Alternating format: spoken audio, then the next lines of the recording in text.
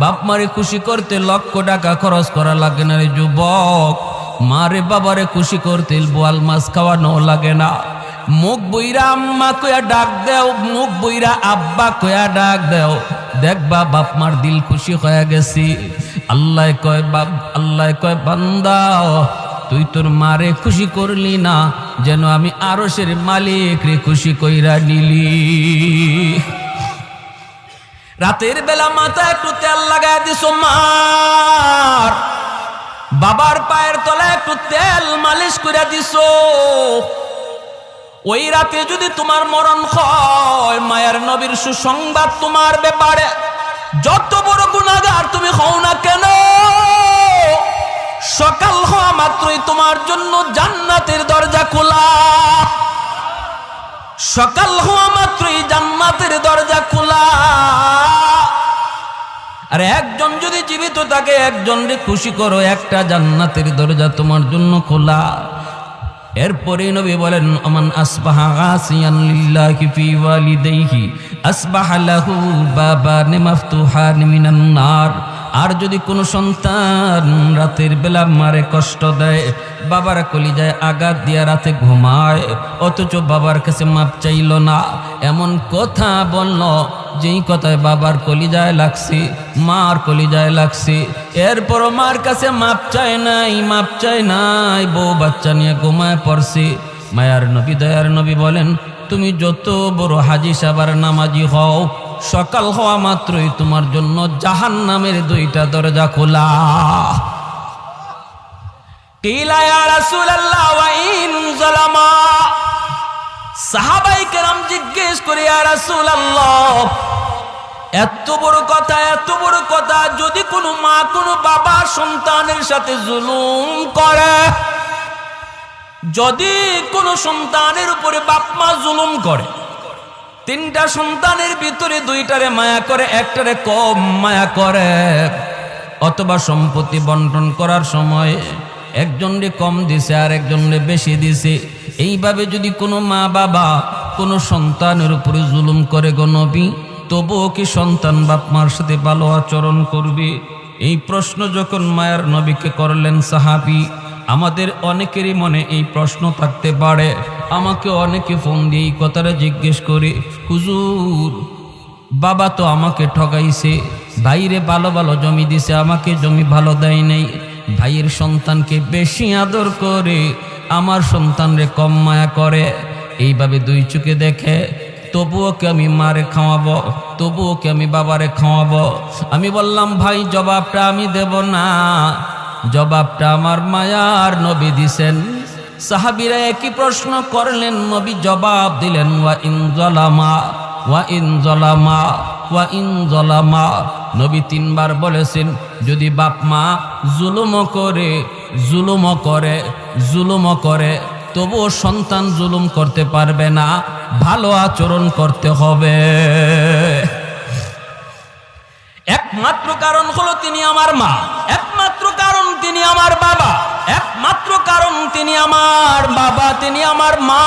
তার উসিলায় আমি দুনিয়া দেখেছি, তার উসিলায় আমি বড় হয়েছি, তার উসিলায় আমি আজকে ম্যাজিস্ট্রেট, তাদের উসিলায় আজকে আমি ডাক্তার, তাদের উসিলায় আজকে আমি শিল্পপতি।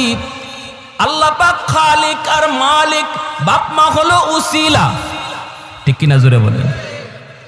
এজন্য আল্লাহ পাক রব্বুল আলামিন পবিত্র কোরআনের সূরাতুল লুকমানের মধ্যে তিনি বলেন আনিশকুরলি ওয়ালি ওয়ালিদাইক, আমি আল্লাহর শুকরিয়া আদায় করো, সাথে সাথে তোমরা তোমাদের মা বাবার শুকরিয়া আদায় করো, সাথে সাথে বলছেন বাপ মার শুকরিয়া আদায় করো, কারণ আমি খালিক আর মা বাবা তোমাদের দুনিয়া আসার উসিলা। অতএব যখনই আমি আল্লাহর শুকরিয়া আদায় করবা খালিক হিসাবে, তখনই সাথে সাথে বাপ মার শুকরিয়া আদায় করো তারা দুনিয়ায় আসার উসিলা হিসাবে। এই যে মুর্দেগান আজ আমাদের কাছ থেকে বিদায় নিলেন, আমাদের কাছে তাদের কোনো পাওনা আছে কিনা? আমরা যে তাদের রুহের মাগফিরাত কামনা করব কোন তরিকায়, কিভাবে তাদের জন্য আমরা উপকার করব, এই বিষয় নিয়ে আমি কিছু কথা বলবো ইনশাআল্লাহ। আল্লাহ যদি আমাকে তৌফিক দান করেন, সবাই বলি আমিন। মুআজ্জাজ হাজিরিন, বনু তামিম গোত্র মদিনার একটি প্রসিদ্ধ গোত্রের নাম। এই বনু তামিম গোত্রের এক যুবক আল্লাহর নবীর কাছে একটা প্রশ্ন নিয়ে হাজির হলো। প্রশ্নটা হলো, ইয়া রাসূলুল্লাহ, আমি একটা কথা জানার জন্য আপনার কাছে এসেছি। নবীজি বলেন, কি কথা বলো? এই কথা বলার আগেই যুবকের চেহারা ফ্যাকাশে হয়ে গেল, যুবকের চোখে পানি জমে গেল, সে কান্না শুরু করল। নবীজি বলেন, বলো তোমার কি কথা বলো। তখন বলতেছি, ইয়া রাসূলুল্লাহ, আমার জিজ্ঞাসা হলো, মানুষ মারা যাওয়ার পর ওই মৃত ব্যক্তির জন্য আমরা যারা জীবিত, আমাদের পক্ষ থেকে কোনো খেদমত করার সুযোগ আসেনি। আমরা তো জীবিত মানুষের খেদমত করি, কিন্তু ওই যুবক নবীজির কাছে প্রশ্ন রাখলো, মৃত মানুষের জন্য খেদমতের কোনো ব্যবস্থা আছে কিনা? নবীজি বললেন, কেন বলো? এ কথা বলতেই বলে, ইয়া রাসূলুল্লাহ, আমি একজন অসহায় এক যুবক, আমি আমার মা বাবার গর্ভে একমাত্র সন্তান। আমার মা আমার বাবা বড় কষ্ট করে আমাকে লালন পালন করেছেন, অভাবী সংসার। বাবা দিন আনতেন, দিন খাইতাম। কখনো বাবা যদি কাজে বের হতে না পারতেন, তাহলে এই দিন উপাস থাকতে হতো। আমি কত দেখেছি, মা নিজের খানাটা আমাকে খাওয়াইছেন, মা উপাস ছিলেন।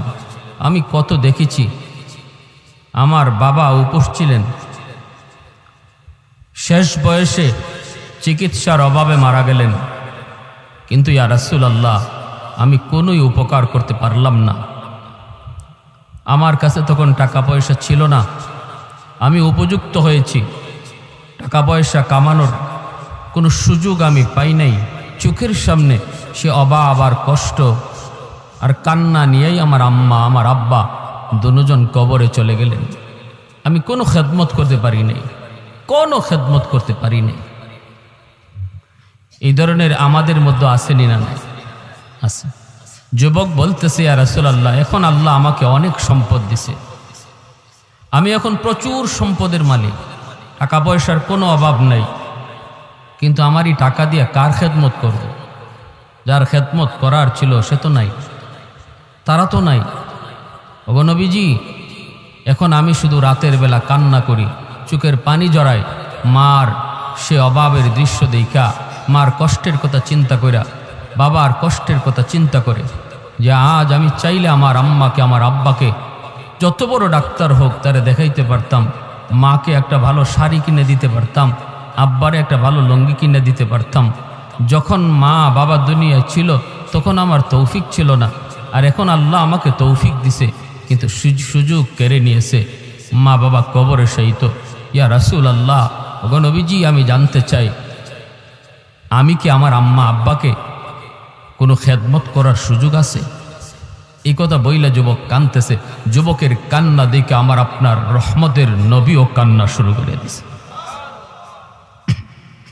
কারণ নবীজি তো মা বাবার কথা শুনলে এমনিতেই নরম হয়ে যান। কারণ জন্মের আগেই তো আমার আপনার নবী বাবা হারাইছেন, বুঝ হওয়া মাত্রই মা হারাইছেন, মার খেদমতের সুযোগও নবী পান নাই, বাবাকে তো চোখেই দেখেন নাই। আব্বা ডাক্তার ভিতরে কত মজা আমার আপনার নবী তা জানেন না। বাবা ডাক দিলে কত মজা লাগে সেটা নবী বুঝতেন না। এজন্য মা বাবার কথা যেই বলতো মায়ার নবী তখনই কান্না শুরু করে দিতেন। রাসূল করিম সাল্লাল্লাহু আলাইহি ওয়াসাল্লাম যুবকের এই কথা শুইনা নবী তাকে সান্ত্বনা দিয়ে বলেন, যুবক, কান্না থামাও, কান্না থামাও। যদিও মা বাবা কবরে শায়িত, যদিও দাদা দাদি কবরে শায়িত, নানা নানি কবরে শায়িত, তবু আওলাদ যদি চায় দুনিয়া তাইকা কবরে শায়িত বাপ মার খেদমত করার সুযোগ আল্লাহ এখনো রেখে দিয়েছে। নবীজি বলেন, 5টা কাজ যদি করো হাদিস শরীফ আল্লাহর নবী বলেন, 5টা কাজ যদি করো আল্লাহ তোমার খেদমত মা বাবার কবরে পৌঁছে দিবে। 5টা কাজ কি কি একটু জানার ইচ্ছা আছে সবার? সবাই জানতে আগ্রহী? আলহামদুলিল্লাহ।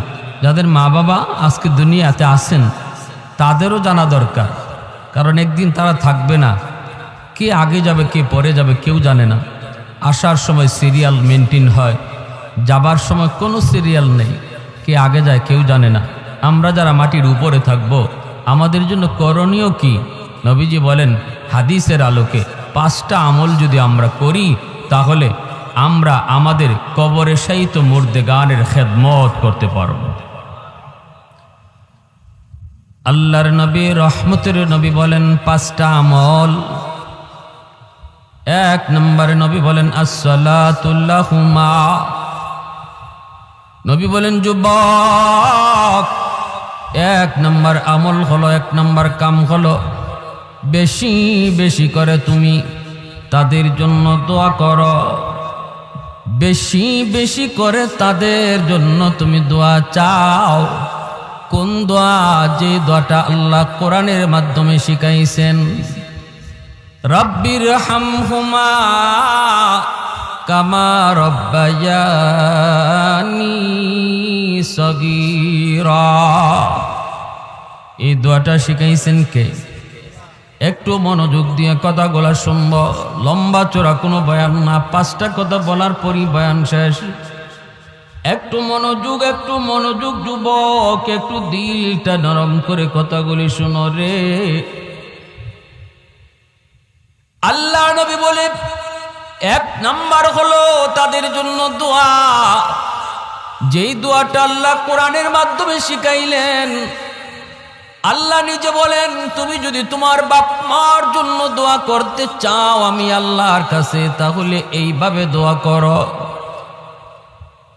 যদি আল্লাহ নিজে দোয়া শিখায় দেন তাহলে বোঝা গেল এইভাবে দোয়া করলে আল্লাহ কবুল করবে, এর গ্যারান্টি আছে, ঠিক না?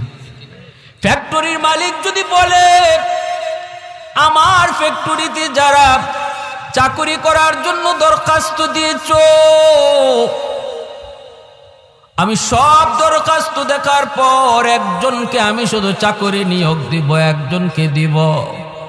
কে সেই একজন? কে সেই একজন? এদের ভিতর থেকে একজনকে ফ্যাক্টরির মালিক, কোম্পানির মালিক নিজেই দরখাস্ত লেখা দিল, নিজেই দরখাস্ত লেখা দিল, ও মিয়া তোমার বাড়ি আমার এলাকায়, আমি ঢাকায় থাকি, বাড়ি আমার বিবাড়িয়া, তুমি এসেছো বিবাড়িয়া থেকে, আমার দেশের মানুষ, তোমাকে আমার বড় পছন্দ হয়েছে, ফ্যাক্টরিতে চাকরি করবা বলে হ। দরখাস্ত কেমনে লিখবা আমি শিখায় দিই, আমার কাছে দরখাস্ত এইভাবে তুমি লেখো। মালিক যদি দরখাস্ত শিখায় দেয় তাহলে বোঝা গেল আর কারো চাকরি হোক না হোক তারটা হবে 100% গ্যারান্টি। ঠিক তদ্রুপ আল্লাহ পাক কয় তোমরা যারা মার জন্য বাবার জন্য দোয়া করো রে, নিজের থেকে দোয়া করা লাগবে না, আমি আল্লাহ বলে দিই এইভাবে আমার কাছে চাও। বুঝা গেল চাইতে দেরি দোয়া কবুল হতে দেরি না। আল্লাহ পাক কয় রব্বির হামহুমা কামা রাব্বায়ানি সগীরা। এ যুবক, তোমার মা তোমার বাবা শিশুকালে তোমাকে আমাকে যেইভাবে লালন পালন করেছেন, এই দৃশ্যটা হয়তো তুমি ভুলে গেছো, কিন্তু আল্লাহ পাক তিনি ভুলেন না। আল্লাহ পাক জানেন শিশুকালে একজন সন্তানকে তার মা কতটা আদর করেছে, বাবা কতটা আদর করেছে, নিজের না খায় সন্তানকে খাওয়াইছে, নিজের না পইরা সন্তানরে পড়াইছে। কত বাবা ঈদের দিনে সিরা লঙ্গি পরছে, কিন্তু সন্তানরে নতুন কাপড় কিনা দিছে। কত মা ঈদের দিনে নিজে পুরাতন কাপড় পরছে, কিন্তু সন্তানদের নতুন কাপড় কিনে দিছে। রব্বুল আলামিন তিনি বলেন শিশুকালের দৃশ্যটা আমি আল্লাহ এখনো দেখতেছি। তোমার বাবার গায়ের ভিতরে কত অসুস্থতা, এরপরও নিজে ডাক্তার দেখায় না। অসুখ বিসুখ একটা দুইটা নয়, কত অসুখ, কিন্তু তুমি অসুস্থ হয়েছো। রাত কোন একটা না দুইটা, সেই দিকে বাবা তাকায় না।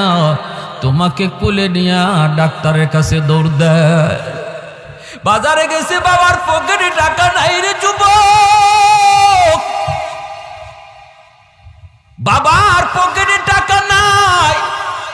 কিন্তু বাড়িতে আসার আগেই মাথার ভিতরে চিন্তা, আমি ঘরে ঢুকলে পরে আমার সন্তান বলবে আব্বু কি আনছো, আমি তখন কি দিব কি দিব। এই চিন্তা করে কত বাবা মানুষের কাছ থেকে ধার করে ঋণ করে করে তোমার আমার জন্য কিছু নিয়ে আসছি। আল্লাহ পাক রব্বুল আলামিন বলেন, তুমি যখন আমি আল্লাহর কাছে বাপ মার জন্য দোয়া চাইবা, তখন আমাকে ইয়াদ করায় দিও। আমাকে বইল মালিক, শিশুকালে আমার আম্মা আমার আব্বা যেইভাবে আমাকে মায়া করছেন, আল্লাহ কবরেও তুমি ওইভাবে মায়া কইর।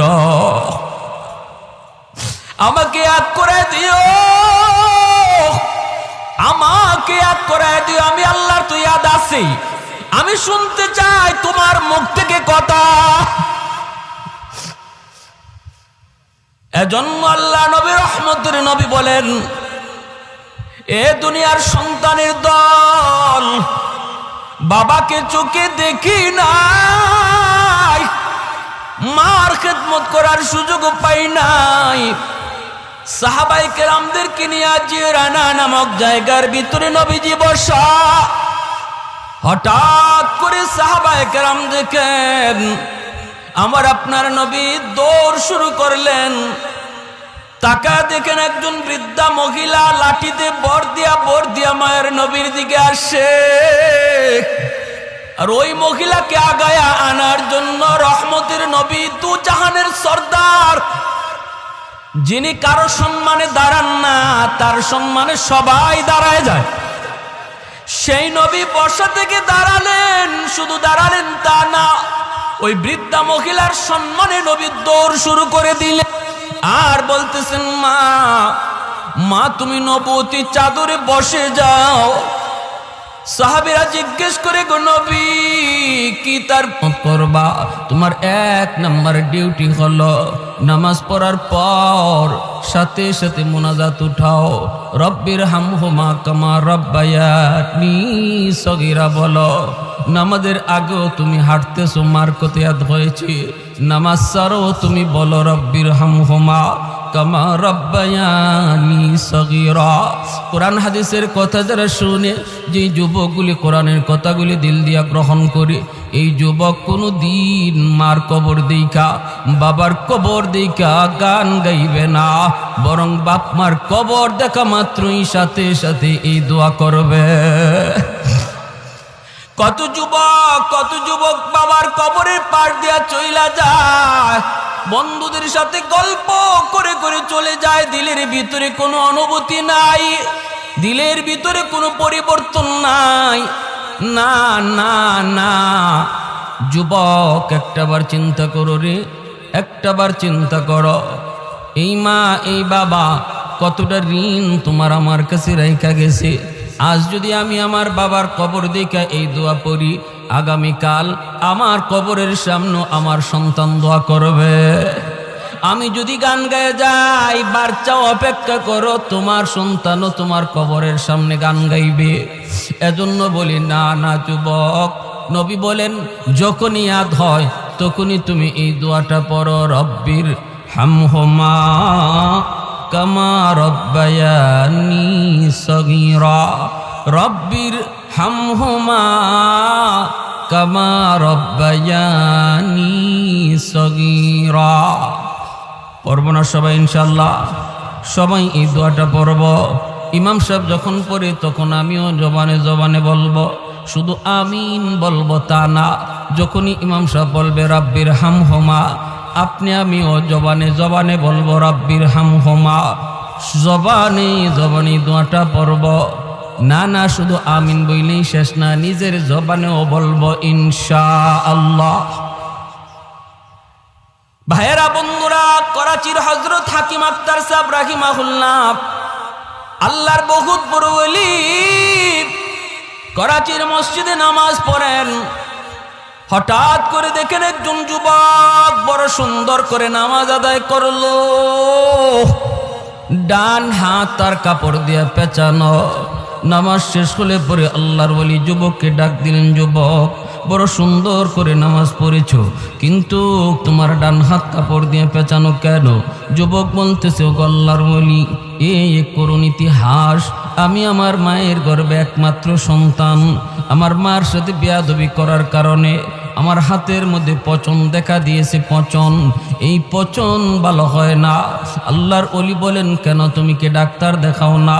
কয়, ভারত পাকিস্তানের সব ডাক্তার দেখানো শেষ, কেউ রোগ ধরতে পারে না। ডাক্তার বলে, আমরা তো বুঝি না কেন তোমার পচন ভালো হয় না, বরং উপরের দিকে ওঠে, উপরের দিকে ওঠে। আমি বলেছি, ডাক্তার তোমরা আমার রোগ ধরতে পারো না, কিন্তু আমি নিজে আমার রোগ ধরে ফেলেছি। আমার আগুন লাগছে আসমানে, তোমরা পানি দিতেছ জমিনে, এই আগুন কোনো দিন নিভবে না। মার সাথে বেয়াদবি করেছি, মার সাথে বেয়াদবি করেছি, বউয়ের কোথায় মার গায়ে হাত উঠায় ফেলছি, নাউজুবিল্লাহ। যেই মাত্র মার গায়ে হাত উঠেছি, মা হাও মাও করে কান্না করে আর করে, বাবা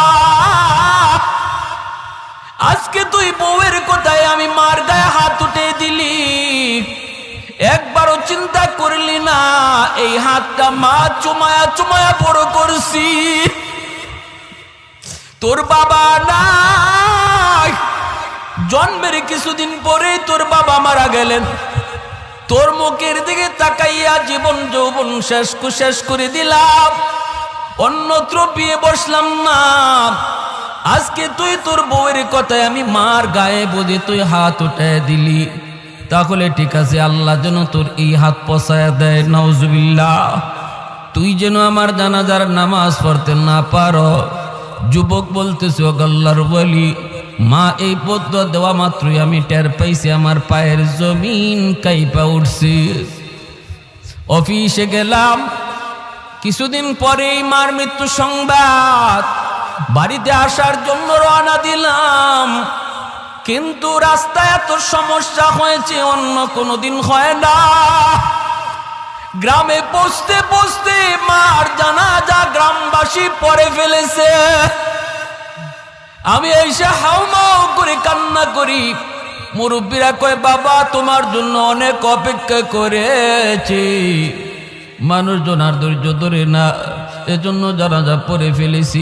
আমি কান্দি আর বলি, এটা তোমাদের দোষ না, এটা আমার কপালের লিখন গো। মার একটা বদুয়া ছিল, তুই আমার জানাজার নামাজ যেন পড়তে না পারো। মার এই বদুয়া কবুল হয়ে গেছে। মার আরেকটা বদুয়া ছিল, তোর হাত যেন পচা যায়। অল্প দিন পরে আমি দেখলাম ওই হাত, যে হাত আমি মার গায়ে উঠেছি, এই হাতের মধ্যে ফুরা দেখা দিছে। এই ফুরা থেকে পচন শুরু হয়ে গেছে। ডাক্তারের কাছে গেলাম, কেউ রোগ ধরতে পারে না, অ্যান্টিবায়োটিক খাই, অ্যান্টিবায়োটিক দেয়, কিন্তু রোগ সারে না, কোনোভাবেই তো রোগ সারে না। আমি তো আমার রোগ ধরে ফেলেছি। আমার হাতের পচনের দুর্গন্ধ এত বেশি। সুন্দরী বউ, যেই বউয়ের কারণে আমি মার গায়ে হাত তুলছিলাম, সেও আমারে সেইরা বাপের বাড়ি চলে গেছে। এলাকার মানুষ আমাকে বাড়ি থেকে বের করে দিয়েছে। আমি এখন রাস্তায় রাস্তায় ঘুরি, মসজিদে মসজিদে কান্না করি আর সেজদা দিই। হাতটা কাপড় দিয়ে পেঁচে রাখি, যাতে মানুষ দুর্গন্ধ না পায়। গো আল্লাহর ওলি, আমার কি আল্লাহর কাছে কোনো মাফ আসেনি? আমি কি কোনো মাফ পাইমনি? মাফ পাইমনি? সমাজে এমন কত যুবক, মার সাথে তুমি বেয়াদবি করতেছ, বাবার সাথে তুমি বেয়াদবি করতেছ। আমার নবী কয়, রাদাল্লাহি ফি রাদাল ওয়ালিদাইন ওয়া সাকাতুর রাব্বি ফি সাকাতিল ওয়ালিদাইন। ওগো আল্লাহ, আমার আল্লাহ তার হাবিবকে ডাইকা কয়, বন্ধু তুমি কয়া দাও, যেই সন্তানের উপরে তার মা তার বাবা রাজি থাকে, আমি আল্লাহ তার উপর রাজি হইয়া যায়। আর যেই সন্তানের উপরে বাপ মা নারাজ, হজ কইরাও আমাকে রাজি করাতে পারবে না, তাহাজ্জুদ পড়াও রাজি করাতে পারবে না, মসজিদ বানায় দিয়েও আমাকে রাজি করাইতে পারবে না যদি বাপ মা রাজি না থাকে। আর যদি বাপ মা রাজি থাকে আল্লাহ বলে আমি রাজি হইয়া যাই। এজন্য রে যুবক, কার গায়ে হাত উঠাইতেছো, কারে বকা দিতেছো? নবীজি বলেন মান আসবাহা মুতিআন লিল্লাহি ফি ওয়ালিদাইহি আসবাহা লাহু বাবান মাফতুহান মিনাল জান্নাহ। কোন সন্তান যদি রাতের বেলা মারে বাবারে খুশি কইরা ঘুমায়, মা তার উপরে খুশি, বাবা তার উপরে খুশি, ওই অবস্থায় যদি যুবক রাতের বেলা ঘুমায়, নবী বলেন সকাল হওয়া মাত্রই তার জন্য আল্লাহ পাক জান্নাতের দুইটা দরজা খুলে দেয়। ফাইন কানা ওয়াহিদান ফাওয়াহিদা, নবী বলেন যদি একজন জীবিত থাকে আর একজনকে খুশিরা কইরা সে রাতে ঘুমায়, মার সাথে বইসে একটু গল্প করলো, মার সাথে বইসে একটু পরিবারের কথা নিয়ে কথা বলল, মাকে একটু হাসাইল, মার একটা পান বানায়া দিল, ঘুমাইবার সময় মার মাথা একটু তেল মালিশ করে দিল, বাবার পায়ের তলায় একটু তেল লাগায় দিল, বাবার কলিজাটা খুশি হয়ে গেল।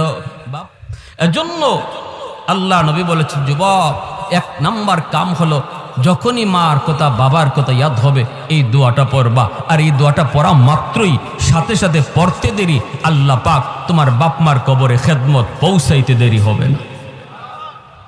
2 নম্বরে নবী বলেন ওয়াল ইস্তিগফারু লাহুমা, মার জন্য বাবার জন্য তুমি সাধ্যমতো দান করো, সদকা করো, মসজিদ মাদ্রাসায় দান করো, অভাবী মানুষকে দান করো। মার আত্মীয় অভাবী, বাবার আত্মীয় অভাবী, অভাবী মানুষকে তুমি দান করো।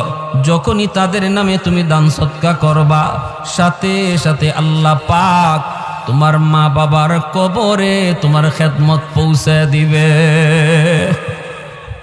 3 নম্বরে নবী বলেন ইনফাযু আহদিহিমা মিন বাদিহিমা, মা বাবার যদি কোনো মানুষে যদি তোমার মার কাছে বাবার কাছে কোনো পাওনা থাকে, কারো ঋণ লইয়া যদি মা কবরে যায় থাকে, বাবা কবরে যায় থাকে, নবী বলেন 3 নম্বর হলো বাবার ঋণ পরিশোধ করো। যখনই তুমি বাবার ঋণ পরিশোধ করবা, সাথে সাথে বাবার কবরে তোমার খেদমত পৌঁছায় দিবে কে? আর একটু জোরে বলেন কে? আর একটু জোরে বলেন কে? বাবার ঋণ তুমি পরিশোধ করবা, পৌঁছে দিবে আল্লাহ তোমার খেদমত। ভাইয়েরা, বন্ধুরা, প্রতিবেশীর হক নষ্ট করেছে তোমার বাবা, তুমি জানো 1 হাত 1.5 হাত জায়গা বাবা জোর দখল করে নিয়েছে। তোমার বাবার গায়ে শক্তি ছিল, তারপর পরিবারও বড় ছিল, গোষ্ঠীও বড় ছিল, এজন্য জমি দখল করেছে। তুমি জানো যদি আজকে তুমি বাবার কবরে খেদমত পৌঁছাইতে চাও, গরু জবাই করে জিয়াফত পরে করো, আগে ওই 1 হাত জায়গা ফেরত দিয়া দাও, সাথে সাথে আল্লাহ পাক বাবার কবরে খেদমত পৌঁছে দিবে। তোমার ফুফুদের পূর্ণ হক নষ্ট করেছে, তোমার আব্বা তোমার ফুফুদের হক দেয় নাই, তোমার প্রতি দরদি হইয়া, তোমার প্রতি দরদি হইয়া সন্তানের ভবিষ্যতের কথা চিন্তা কইরা বোনদের হক অনেক ভাইয়েরাই নষ্ট করে। বোনের জমি দেয় না, অথচ বোনের যে অংশ আছে অংশটা ধার্য করেছেন কে? আর একটু জোরে বলেন কে? খালি জমি জমা না, বাড়িও আসতে মাতেন দিলে। আপনাদের সমাজে এই কথার প্রচলন আছে নাকি? কয় বাড়িও লই দিবি, বাড়ির অংশ লই দিবি। যত ব্যক্তিতে বাপের বাড়ির থেকে বাড়ির অংশ নিছে, সাথে সাথে বাপের কবর ফাইটে গেছে। নাউজুবিল্লাহ, জোরে কম ডর লাগায়, বন্ডে ডর লাগায়। আবার কয় বাড়ির অংশটা লই যাইবি, বেড়াইতে আইবি না? তো বেড়াইতে আইবি না, ভাইয়ের বাড়িতে বেড়াইতে আইবি না, সব লইয়া গেলে বেড়াইবে কই? তাহলে বোঝা যায় বেড়ানি যাইতে হইলে আগে জমি রাখা লাগে। এখন যদি জিজ্ঞেস করে কেউ যে তুমি যে তোমার শালির বাড়িতে বেড়াইতে যাও, তুমি যে তোমার সমন্দির বাড়িতে বেড়াইতে যাও, এখানে কয়েকের জায়গা আগে জমা রাখছো? বোনের ব্যাপারে যে বলো যে তুই ভাইয়ের কাছ থেকে সব সম্পদ যদি লইয়া যাস, তাহলে বেড়াইতে আইবি না। তুমি যে অন্যত্র বেড়াইতে যাও অথবা বোনের বাড়িতেও যাও, মাঝে মাঝে যাও, বোনের ওখানে তুমি কয়েকের জমি রাখছো? কথা ঠিক কিনা ধরে বলেন? এই ধরনের ধোঁকাবাজি কথা বইলা যারা বোনের হক দিচ্ছেন না বা দেয় না, মনে রাখবা তুমি যত বড় হাজি হও, যত বড় গাজী হও, কবরে যাওয়া মাত্রই আগুন শুরু হইছে।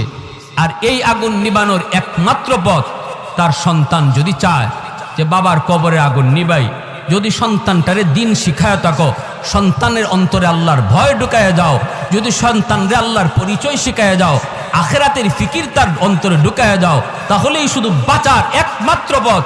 এই সন্তান যদি মনে করে আল্লাহ আমার আব্বার কবরে আগুন নিবানো দরকার, সেই শুধু পারে এই অংশটা ফেরত দিবে, ফুফুদেরকে ডাকবে, ফুফু না থাকলে ফুফাতো ভাই বোনরে ডাকবে, ডাককে বলবে তোমাদের যে অংশটা আছিল পুরাপুরি লয়ে যাও, পুরাপুরি দিয়া দিবে।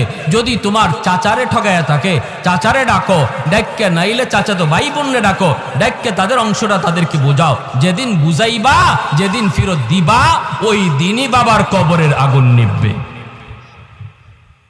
কথাটা শক্ত হয়ে গেছে কি ভাই? অসুবিধা হইতেছে আপনাদের? এর আগে 10টা গরু জবাই করে জিয়াফত করলেও কবরের আগুন নিববে না, কবরের আগুন নিববে না। আরেকজনের হক নষ্ট কইরা তুমি কবরে যাবা, আর এই হক ফেরত না দিয়া তোমার সন্তান 10টা গরু জবাই কইরা জিয়াফত করছে, লাভ নাই।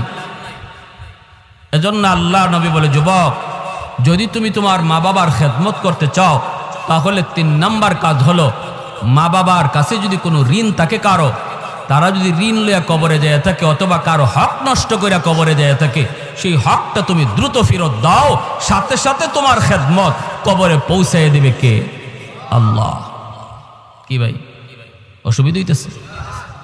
কথাগুলা জানার দরকার আসেনি না নাই? 4 নম্বরে আল্লাহর নবী বলেন, সিলাতুর রাহমিল্লাতি লা তুসালু ইল্লা বিহিমা। আল্লাহর নবী রহমতের নবী বলেন, যুবক 4 নাম্বার হলো তোমার মার যাদের আত্মীয় স্বজন আছে, মা দুনিয়ায় নাই কিন্তু মার আত্মীয় স্বজন এখনো দুনিয়ায় আছে। যেমন মামা মায়ের আত্মীয়, খালা মামার মায়ের আত্মীয়, নানা মায়ের আত্মীয়, নানি হলো মায়ের আত্মীয়, খালাতো ভাই বোন মায়ের আত্মীয়, মামাতো ভাই বোন তোমার মায়ের আত্মীয়।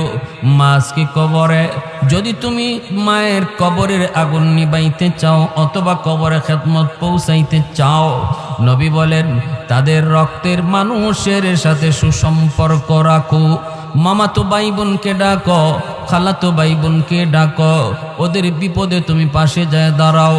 যখনই তুমি একটা ফোন দিয়ে কইবা কিরে ভাই কেমন আছো, কেমন আছো, নবী বলেন যেন তুমি কবরে ফোন লাগাইছ। মার কবরে তোমার ফোন লাগাই দিবে আল্লাহ। তুমি ফোন দিছো মায়ের রক্তের মানুষ কেমন আছে, কিন্তু আজকে আমাদের চিত্র হলো এমন, নিজের মানুষ পর হয়ে যায়, পর আপন হয়ে যায়। ঠিক কিনা জোরে কোন? আজকে পর আপন হয়ে যায়, আপন পর হয়ে যায়। মামা চিকিৎসার অভাবে মারা যায়, বাগনা খবর নেয় না। মার নামে গরু জবাই করে, কিন্তু মামা অসুস্থ। হাদিস জানি না, আমার নবীর কথা জানি না, বিদায় আমরা বুঝি না, আমল করি না। মায়ার নবী দয়ার নবী বলেন যে যুবক, একজন যুবক আমার নবীর সামনে শুধু দাঁড়ানো, আর রহমতের নবী সরওয়ারে দু জাহান তিনি ওয়াজ করেন। বক্তা হলেন একজন, শ্রোতা হলেন একজন। নবী 4 নম্বরে বলেন, বাবা তোমার দুনিয়াতে আজকে জীবিত নাই, কিন্তু বাবার আত্মীয় স্বজন দুনিয়ায় আছে, দাদা আছে, দাদি আছে, চাচা আছে, চাচি আছে, ফুফু আছে, ফুফা আছে, ফুফাতো ভাই বোন, এরা হলো তোমার বাবার রক্তের মানুষ। এরে যুবক, যদি বাবার কবরে তুমি খেদমত পাঠাইতে চাও, বাবার রক্তের মানুষগুলির খবর নেও, এদের সুখে দুঃখে তুমি পাশে থাকো, সাথে সাথে আল্লাহ পাক তোমার খেদমত বাবার কবরে পৌঁছায় দিবে কে? আমরা সপ্তাহে অন্তত একবার ফোন করতে পারি। আরে ভাই, ফোন দিলেই যে টাকা দেওয়া লাগবে তা তো না, ঠিক না? মাসকে মাস চলে যাক, ভাতিজা চাচার খবর নেয় না, ভাগনা মামার খবর নেয় না, খালার খবর নেয় না। সপ্তাহে অন্তত একবার যদি ফোনের ব্যবস্থা করি। এখন তো একটা সুযোগ হয়ে গেছে, একটা সুযোগ, ফোনের কারণে বাড়িতে যাওয়া লাগে না। টেলিফোনে যেমন কিছু ক্ষতি আছে, লাভও আছে। এই লাভটা তো আছে, আমি ডায়েরির মধ্যে আমার মায়ের আত্মীয় স্বজন যারা, তাদের নাম আমি ডায়েরিতে লিখতে পারি। এই ডায়েরির ডান দিকে আমি তাদের মোবাইল নাম্বারটা উঠায় রাখলাম। বাবার আত্মীয় স্বজন কারা কারা জীবিত, এদের নাম ডায়েরিতে আমি লিখলাম। ডান দিকে মোবাইল নাম্বারটা সংগ্রহ করে রাখলাম, আর উপরে লিখে রাখলাম সপ্তাহে একবার ফোন দিব, সপ্তাহে একবার ফোন দিয়ে খবর নিব। বাইরে মনে রাখবা, এটা বহুত বড় হাদিসের উপরে আমল তোমার হয়ে যাইতেছে রে। যখনই বাবার আত্মীয় চাচারে তুমি ফোন দিলা, নবী কয় যেন বাবার কবরেই তুমি ফোন লাগাইছ। ভাইরে কত সুন্দর আমল নবী বুঝা দিতেছেন যুবককে। আজকে আমাদেরও জানা প্রয়োজন। আজকে আপনারা যারা গ্রামবাসী এত সুন্দর মাহফিলের আয়োজন করেছেন আপনাদের মধ্যেখানের রুহের মাগফিরাতের জন্য, কি করবেন তাদের জন্য, করণীয় কি কথাগুলো একটু মনোযোগ দিয়ে শুনেন। এরপরে মায়ার নবী দয়ার নবী বলেন 5 নম্বর, ইকরামু সাদিকিহিমা মিন বাতিহিমা। নবী বলেন বাবার যারা বন্ধু বান্ধব তাদের সাথে তুমি সুসম্পর্ক রাখো, তাদের সাথে খোঁজখবর রাখো, তাদেরকে দেখলে তুমি শ্রদ্ধা কইরো। বাবা যাদের সাথে চলতো, বাবার বয়সের মানুষ যাদের সাথে বাবা চলতো রে, ওই মানুষগুলাকে পাইলে পরে বাবার মতো শ্রদ্ধা কইরো, সালাম দিও। আর বইল চাচা আব্বা থাকতে কত বাড়িতে আসতেন, আজকে আমার বাবা নাই, এজন্য বাড়িতে আসেন না। চাচা একটু বইসা যান, এক কাপ চা খায়া যান, পাইলে বাজারে পাইছো একটু ধরো আদর করে একটা চা খাওয়া দাও, একটা পান খাওয়া দাও, এতটুকু তুমি তার খোঁজ খবর নেও। মায়ার নবী দয়ার নবী বলেন যখনই বাবার কোনো বন্ধুরে পায়া বাবার মতো শ্রদ্ধা করবা, সাথে সাথে তোমার বাবার কবরে খেদমত পৌঁছায় দিবে আল্লাহ। মা আজকে দুনিয়ায় নাই, কিন্তু মার বান্ধবী আছে, মার সমবয়সী মহিলা আছে, পাইছো বলতেছো চাচি একটু বাড়িতে উঠেন, এক কাপ চা খেয়ে যান। ঈদের সিজনে মা যেই মহিলাদের সাথে চলতো, এমন গরিব একটা মহিলা দেইকা নতুন কাপড় কিনে দেন। মায়ার নবীর বাসায় যেন তুমি তোমার মার এই নতুন কাপড় কিনে দিছ।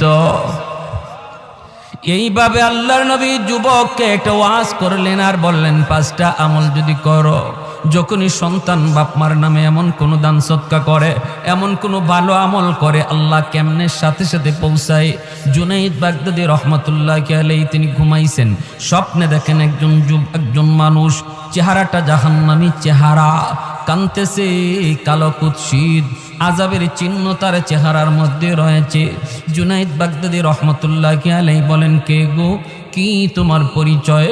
লোকটা বলতেছে হুজুর আপনি আমাকে চিনবেন না, আমি আপনার এলাকারই একজন মানুষ, বহু আগে আমার মরণ হয়েছে, কিন্তু কবরে আমি শান্তিতে নাই, কবরে আমি শান্তিতে নাই গো, কবরের মধ্যে আমি আযাবে আছি।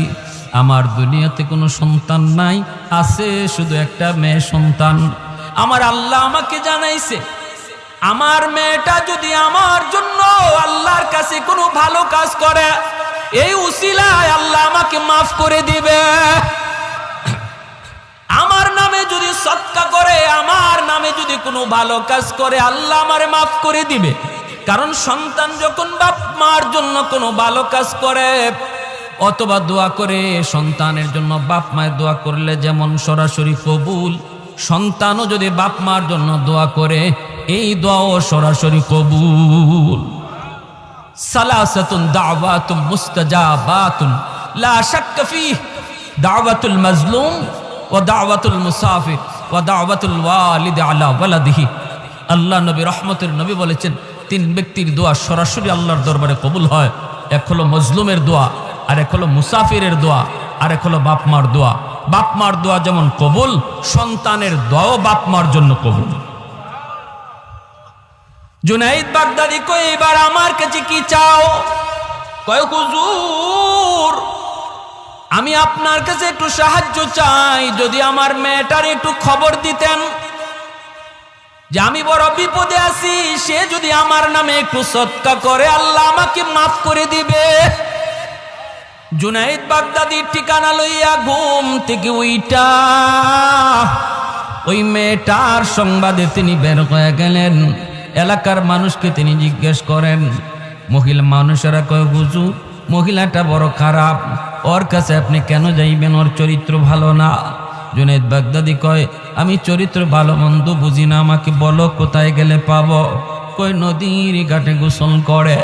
জুনাইদ বাগদাদি তিনি নদীর পাড়ে আইসা দাঁড়ায় রইলেন। মেয়েটা গোসল শেষ করে আইসা কয় মৌলবি তুমি আবার কি চাও? জুনাইদ বাগদাদি কয় মা আমি চাই না, আমি একটা খবর নিয়ে এসেছি। কয় কার খবর? কয় তোমার বাবার খবর। কয় আমার বাবার কিসের খবর? বাবা তো বহু আগে কবরে। বাবার আবার খবর কিসের? জুনাইদ বাগদাদি কয় তোমার কবরের বাবার সংবাদ। কি খবর? মারে তোমার বাবা কবরের মধ্যে আযাবে আছে, স্বপ্ন যুগে আমাকে দেখাইছে, আমার কাছে একটু সাহায্য চাইছে রে মা, আমি যেন তোমাকে এই সংবাদটা দিই। তুমি যদি তার নামে একটু দান সৎকা করো, আল্লাহ পাক তোমার বাবার কবরের আযাব আল্লাহ মাফ করে দিবে। এই কথা বলতি যে গুনাহ করে, অতিরিক্ত গুনাহ করার কারণে মানুষের কলিজা শক্ত হয়ে যায়। একটা দুইটা গুনাহ করে তখন কলিজায় দাগ পড়ে, এক পর্যায়ে কলিজাটা গুনার কারণে শক্ত হয়ে যায়। মহিলাটার কলিজা শক্ত হয়ে গেছে। জুনাইদ বাগদাদির দিকে এক মুঠ পানি হাতে নিয়া ঢিল মারছে ঠাট্টা কইরা, আর কয় এইটুকু পানি আমার বাপের রুহের মাগফিরাতে সদকা করলাম। জুনাইদ বাগদাদি দেহটা সরায় নিলেন, পানিটা ওনার দেহে পড়ল না, পানিটা পড়ল মাটিতে। আর জুনাইদ বাগদাদি তিনি চলে গেলেন আফসোস করে করে, হায় রে এমন সন্তান বুঝি হয় যেই সন্তানের জন্য বাবা রাতকে দিন বানাইল, যেই সন্তানের জন্য বাবা রক্ত পানি করলো, মাথার গাম পায়ে ফালাইল, এই সন্তান বুঝি বাবার জন্য এই করে। কষ্ট পেয়ে তিনি বাড়িতে চলে গেলেন, রাতে ঘুমাইলেন, স্বপ্নে দেখেন ওই মানুষটা, গত রাতের মানুষটা জান্নাতি চেহারা লয়া সামনে হাজির। আল্লাহর ওলি বলে ভাই কি খবর? চেহারা পরিবর্তন কেমন করে হলো? হাসি খুশি চেহারা। হুজুর আমি আপনার কৃতজ্ঞতা স্বীকার করতে এসেছি, শুকরিয়া জানাইতে এসেছি। জুনাইদ বাগদাদি কয় কই তোমার মেয়ে তো কিছুই করলো না, আমি তো খবর ঠিকই শুনাইছি, তাহলে পরিবর্তন কেমনে হলো?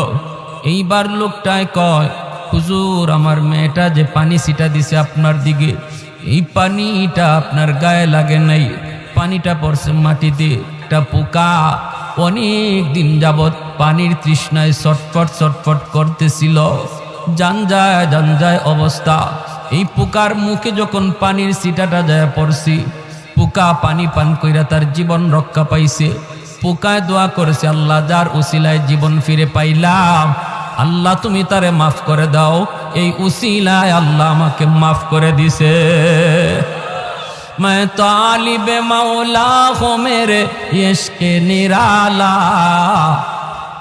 मैं तालिब मौला हूँ मेरे इश्क निराला, है जुमला जहाँ जिनके तजल्ली से उजाला, है जुमला जहाँ जिनके तजल्ली से उजाला, मादर दो जहाँ गैर खुदा यार नदारम, जुज़ याद खुदा ही चेदिगुर कार नदारम, जुज़ याद खुदा ही चेदिगुर कार नदारम। जुरे कोन আল্লাহু আকবার। তাহলে মা বাবার জন্য আমাদের করণীয় কি, এটা আমরা হাদিসের আলোকে জানলাম। কয়টা আমল? আর একটু জোরে বলেন কয়টা? 1 নম্বরে দোয়া, 1 নম্বরে, 2 নম্বরে দান সদকা করবো ইনশাল্লাহ, 3 নম্বরে বাপ মা কারো ঋণ কারো হক মাইরা থাকলে হক ফেরত দেওয়া। এটা একটু কষ্ট হবে, এরপর আমি বলবো যদি বাপ মার আদর্শ সন্তান তুমি হয়ে থাকো, যদি বাপ মার নেক সন্তান হয়ে থাকো, সম্পদের প্রতি লোভ করো না, কারণ এই সম্পদ তোমার হাতে থাকলে তুমি কবরে গেলেও আগুনে জ্বলবা যদি তোমার সন্তান ওইটা ফেরত না দেয়। ঠিক কিনা? হ্যাঁ, আমি যে জিনিস কবরে সাথে লয়ে যাইতে পারলাম না, এই জিনিসের কারণে কবরে আমি মাইর খাইমো, জাহান্নামের আগুনে জ্বলমো, অথচ এটা জানার পরেও আমি দুনিয়া থাকতে এটার ব্যবস্থা করলাম না, সে বুদ্ধিমান না বোকা? জোরে বলেন, বুদ্ধিমান না বোকা? বোকা, সে বোকা। এজন্য আমার ভাই সাবধান, বোনদের হক কেউ নষ্ট করব না, ছোট ভাইয়ের হক নষ্ট করব না, প্রতিবেশীর হক নষ্ট করব না। এটা খতরনাক কবিরা গুনাহ। আপনার মৃত্যুর পর যদি আপনার সন্তান এটা ফেরত না দেয়, আপনার বাঁচার কোনো পথ নাই, কোনো পথ নাই। কিন্তু সন্তানের দিল তৈরি হলে তো, সন্তান যদি আমি ওইভাবে গইরা তুলি, সন্তানরা যদি দিন শিখায়া যায়, সন্তানরা যদি আখেরাত বুঝায়া যায়, সন্তানরা যদি আল্লাহর পরিচয় জানায়া যায়, তাহলে তো এতটুকু করবে। এতটুকু তো আমরা করি না, ঠিক কিনা জোরে কর? এতটুকু তো করি না। তাহলে আমি কেন এত বড় বোকা সাজবো? আমি কেন এই কাজ করব যেই কাজের কারণে আমার মরণের পরে আমার শাস্তি পাইতে হবে, আর ভোগ করবে অন্যরা, শাস্তি পাইমো আমি, খাইবো আরেকজনে, আর শাস্তি পাইমো আমি। এজন্য 3 নম্বর কাজটা হলো আমরা তাদের হক ফিরে, মানুষের হক ফিরে দিব। 4 নম্বর হলো তাদের আত্মীয় স্বজন যারা আছে তাদের সাথে খোঁজ খবর রাখবো। আমার সাথে একটু হাত তুটাইয়ে বলবেন, সপ্তাহে একবার আমরা এরকম ডায়েরির মধ্যে নাম লিখে আত্মীয় স্বজনের, সপ্তাহে না পারি 2 সপ্তাহে একবার আমরা তাদের নাম্বারে ফোন দিয়ে খোঁজ খবর নিব। আমার নবীর হাদিসের উপরে এই আমলটা কারা করতে রাজি আছি? একটু হাতটা উঠে আল্লাহরে দেখা। আল্লাহ তুমি কবুল করো, জোরে বলেন আমিন।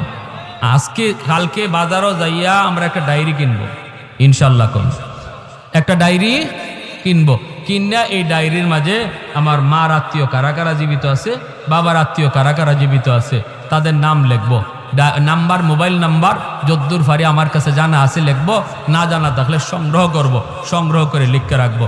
এই ডায়েরিটা থাকবে আমার কাছে, আমি উপরে লিখে রাখবো। আমি সপ্তাহে পারবো না, মাসে একদিন ফোন দিব। দেন মাসে একদিন ফোন, মাসে একদিন ফোন দিয়ে শুধু খোঁজ খবরটা নেবেন। বাইরে কেমন আছো তোরা, বোন রে কেমন আছো তোরা, এতটুকু খোঁজ দেন। আজকে আমি শিল্পপতি হয়ে গেলে, কোটিপতি হয়ে গেলে আমার স্বাস্থ্য ভাইয়ের কোনো খবর রাখি না। হে রিক্সা চালায় না হে ভ্যান চালায়, এরকম কোনো খবর নাই। আমি লাখ লাখ টাকা মসজিদ মাদ্রাসায় দান করতেছি, কিন্তু আমার রক্তের মানুষ অসহায় না খায়া মরতেছে, এতে আল্লাহ এত খুশি না। ঠিক না জোরে খান? এত খুশি না। বাবার আত্মা খুশি না, বাবার রুহের মাগফিরাত এই আমলে হবে না যতটা আমলে হবে বাবার রক্তের মানুষের প্রতি খোঁজ খবর রাখলে। বিপদে পড়ে গেছে, চিকিৎসার অভাবে চিকিৎসা করাইতে পারতেছে না, বাবা নাই কিন্তু চাচা চিকিৎসার অভাবে টাকা পাইতেছে না, আপনি এখানে টাকাটা দেন। আল্লাহ নবী বলেন, বাবার রক্তের মানুষের খোঁজ নিবা, সাথে সাথে আল্লাহ তোমার বাবার খোঁজ খবরে নিবে। সুবহানাল্লাহ। আমার ভাই 5 নম্বর হলো মা বাবার বন্ধু বান্ধব যারা, যদি বন্ধু বান্ধব না পাই, মার বয়সের মহিলা পাওয়া যায়, বাবার বয়সের পুরুষ মানুষ পাওয়া যায়, মুরব্বী মানুষ পাওয়া যায় বাবার বয়সের, বাবা এদের সাথে চলতো, এদেরকে দেখলে পরে সালাম কালাম দিয়া মুসাফা কইরা একটু ভালো করে জিজ্ঞেস করো। ক্ষমতা থাকলে ঈদের দিনে একটা গেঞ্জি কিনে দাও, চাচা একটা গেঞ্জি নাও, বাবা থাকলে বাবারে তো একটা গেঞ্জি কিনে দিতাম, আব্বা থাকলে আব্বার একটা লঙ্গি কিনে দিতাম, নাও তুমি নাও। এভাবে যদি তুমি তাদের অন্তত খোঁজখবর নাও, একটু তাদের সাথে শ্রদ্ধার নজরে কথা কও, আল্লাহ নবী বলেন সাথে সাথে তোমার খেদমত আল্লাহ বাবার কবরে পৌঁছে দেবে। এই 5টা আমল কারা কারা করতে রাজি? হাত উঠে আল্লাহকে দেখান। আল্লাহ তুমি কবুল করো, মঞ্জুর করো। আর এই যে যুবকগুলি দিলের কান্দে কথাগুলি শুনছে, আল্লাহ তাদের আম্মা আব্বার নেক হায়াত তুমি বাড়ায়া দাও। যারা কবরে চলে গেছে তাদের জন্য তোমার নবীর হাদিসের আলোকে আমলগুলি করার তৌফিক দাও। সবাই বলে আমিন। ওয়া আখির দাওয়ানা আনিল হামদুলিল্লাহি।